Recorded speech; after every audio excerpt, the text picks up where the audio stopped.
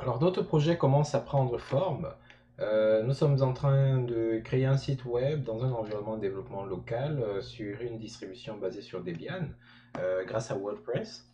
Nous avons déjà procédé à l'installation, nous avons déjà défini la structure globale ou du moins mis en place les éléments globaux. Par exemple, les quatre principales pages sont là. Nous avons même une cinquième page bonus et plus ou moins mise en forme.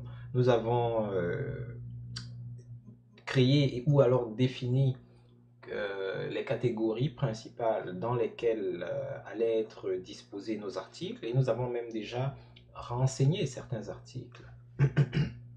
Cependant, si on regarde notre site web, donc ici je vais rafraîchir, donc vous voyez nous avons 5 articles.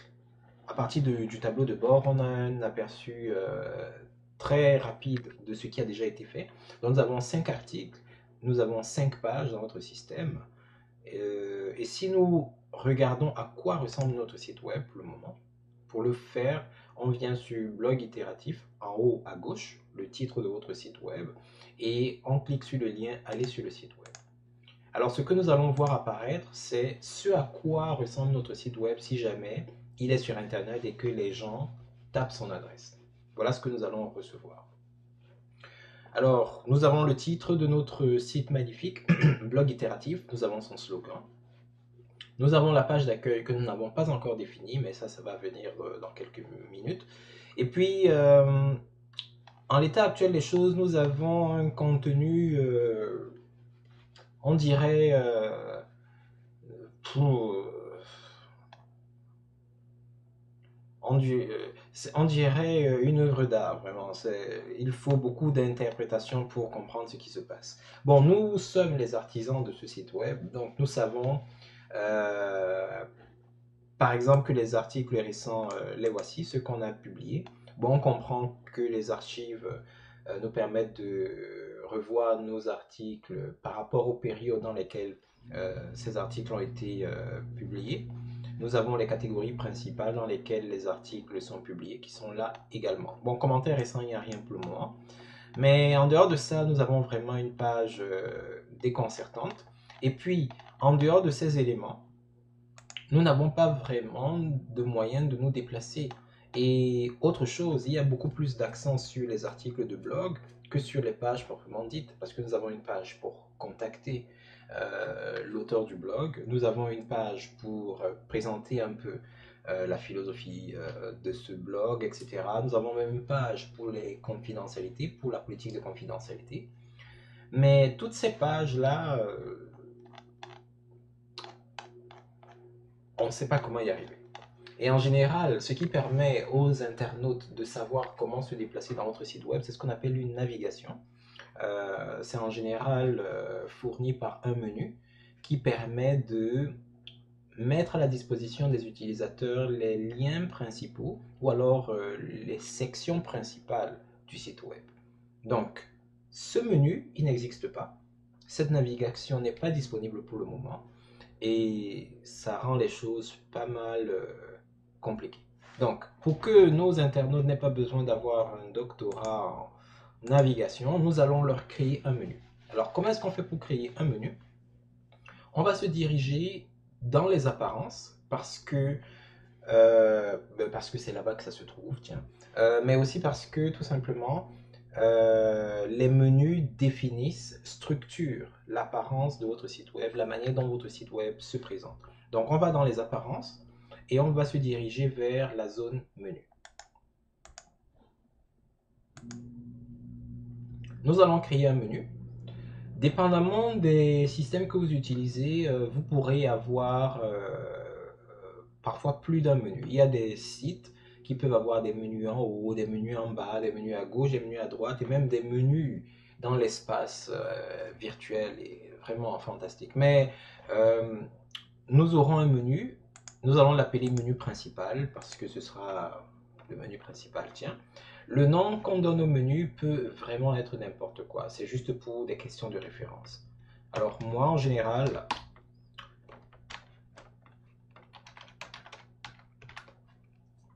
je les nomme de cette manière, menu, point, suivi de la nature du menu, menu, point principal. Oui, c'est un menu, c'est pas nécessaire de réécrire menu, mais c'est plus simple comme ça pour moi. Donc, on crée un menu principal en lui donnant un nom. Après lui avoir donné un nom, on clique sur le bouton créer menu. Maintenant que le menu a été créé, il faut le définir, il faut le structurer. Alors, un menu en général, c'est un élément qui permet de donner accès aux principales sections de votre site web. Donc, si on se réfère à notre schéma, nos principales sections seront la page d'accueil, la page au sujet, la page blog et la page contact. Très bien, donc en regardant à votre gauche, vous allez avoir la liste des pages disponibles. Vous avez également la possibilité de voir la liste des articles disponibles. Vous avez la possibilité de créer des liens personnalisés, on y reviendra un peu plus tard, ainsi que de définir certaines catégories. Donc, si on s'en tient à notre maquette, les liens principaux que l'on voudrait, comment dire, rendre accessibles sont principalement les liens qui concernent nos pages, accueil, au sujet, blog et contact. Donc ce que nous allons faire, c'est que nous allons nous concentrer pour l'instant sur la zone page qui est là. Alors nous voulons que accueil soit disponible, au sujet, blog et contact soient disponibles. On les coche et on va cliquer sur ajouter au menu. Très bien. Alors, nous avons un menu principal et à différents emplacements. Alors, le thème que nous utilisons nous permet d'avoir trois types de menus. Un menu principal, un menu dans le pied de page et un menu pour les liens de réseaux sociaux. Bon, il va de soi que ce que nous sommes en train de créer, c'est un menu principal dont nous allons cocher principal et nous allons enregistrer le menu. Essayons de voir ce qui se passe. Comment est-ce que notre site web a pris la nouvelle? Ah, on peut constater que il y a du nouveau.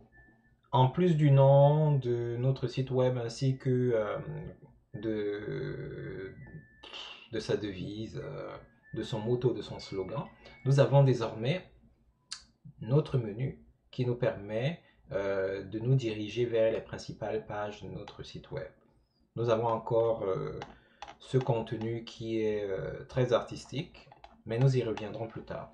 Donc, si on clique sur Contact, nous atterrissons sur la page Contact, qui nous invite magnifiquement à écrire au tatami du dojo de Sokawakata. Et ce qui est très intéressant, c'est que comme c'est un menu principal, il est disponible sur toutes les pages. Donc, bien que nous soyons dans la page Contact, ce menu est disponible. Si on clique sur Blog, on peut voir la liste des articles que nous avons publiés. Là, par exemple, c'est surprise spatiale. Ensuite, pardon paramétrique. Ensuite, paix primaire, etc., etc. Au sujet, nous avons les informations sur notre fameuse entreprise et accueil. Nous revenons à la page de départ. Mais si vous avez déjà vu des menus de page web, vous constaterez que ce menu est plutôt cavalier. Il fait les choses à l'envers. Et si on regarde ici, on va se rendre compte que l'ordre que nous voyons là correspond à l'ordre dans lequel sont disposés ces éléments.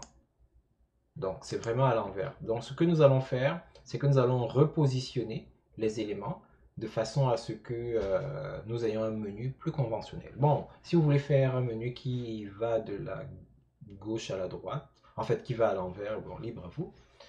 Mais il se peut que les utilisateurs n'aiment pas trop ça. Donc, accueil, c'est en général le premier, le lien principal. Ensuite, au sujet. Ensuite, blog. Ensuite, contact. Après chaque modification effectuée dans le menu, il faut penser à l'enregistrer. On peut vérifier en revenant ici et en actualisant notre page. On peut constater que accueil est au début. Ensuite, au sujet. ensuite blog, ensuite contact. Très bien.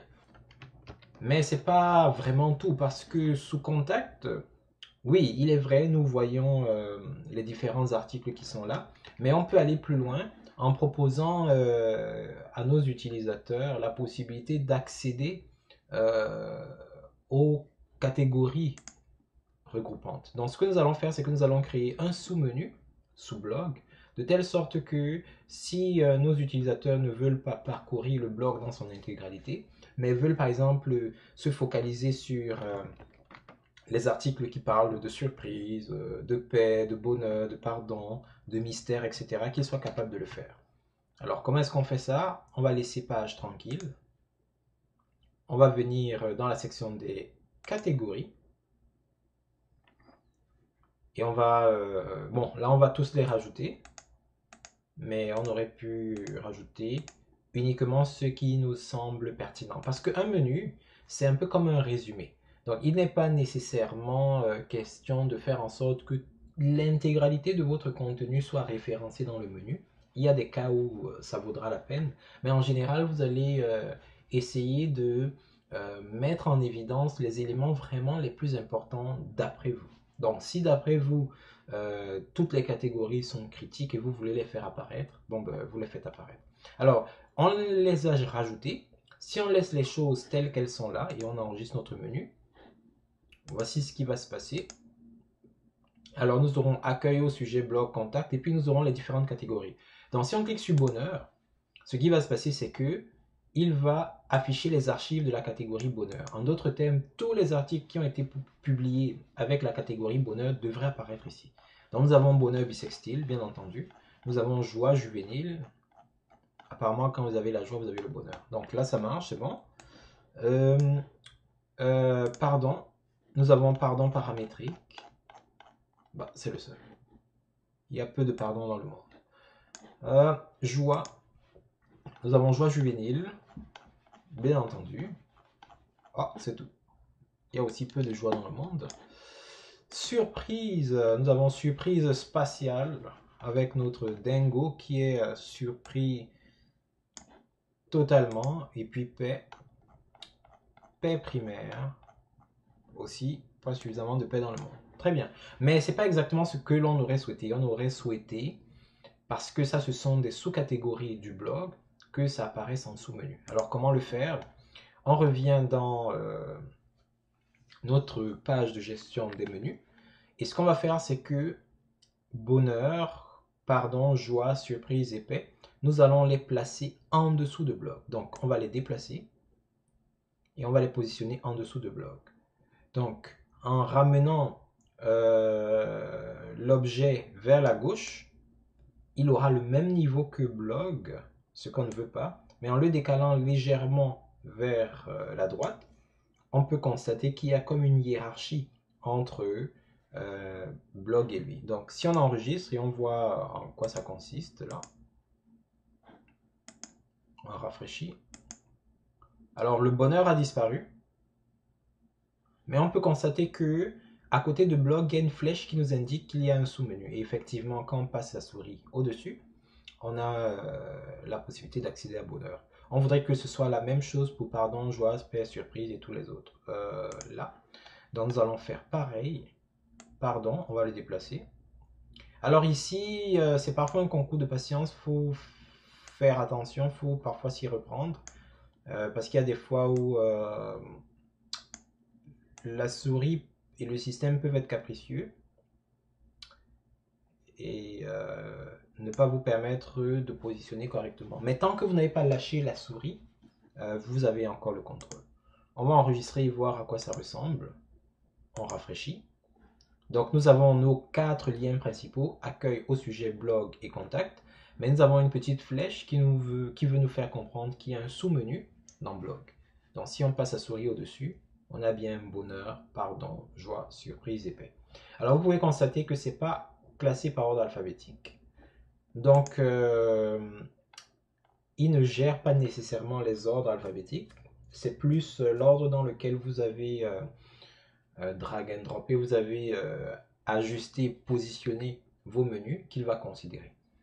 Moi, je suis un peu maniaque là, donc je préfère que ce soit par ordre alphabétique, mais il se peut que vous les classiez par importance ou au feeling.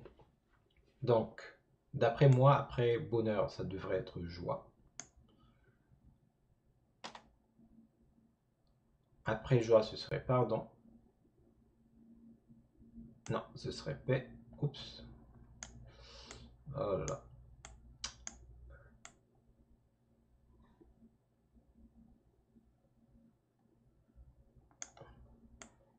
Oups. Alors, la souris est capricieuse. Si on laisse les choses telles quelles, ce qui va se passer, c'est que nous aurons un menu blog. Sous le menu blog, nous aurons bonheur, paix et joie. Et sous le menu paix, nous aurons pardon et surprise. Donc, juste pour voir comment ça marche. Mais c'est pas ce qu'on voudrait. Donc, nous avons bonheur, sous blog, bonheur, paix. En dessous de paix, nous avons pardon et surprise. Et ensuite, nous avons joie. Mais c'est pas ce que nous voulons. Donc, on peut créer plusieurs niveaux de profondeur ainsi. Mais revenons à des choses plus conventionnelles ou plus en phase avec... Oh, j'allais oublier. Vous avez la possibilité de... Si le clic glissé vous pose quelques soucis, vous pouvez ouvrir le menu ici, puis choisir dans quelle direction positionner l'élément du menu. Donc par exemple ici, je voudrais plus qu'il soit un sous-menu de paix, donc je peux lui dire de sortir de sous-paix. Et vous pouvez constater qu'il est sorti. Parfois c'est plus efficace que d'utiliser la souris, sortir de sous-pardon. Voilà, donc là nous avons un menu plus conventionnel. Oh, désolé, joie devrait être plus haut. Joie devrait être ici.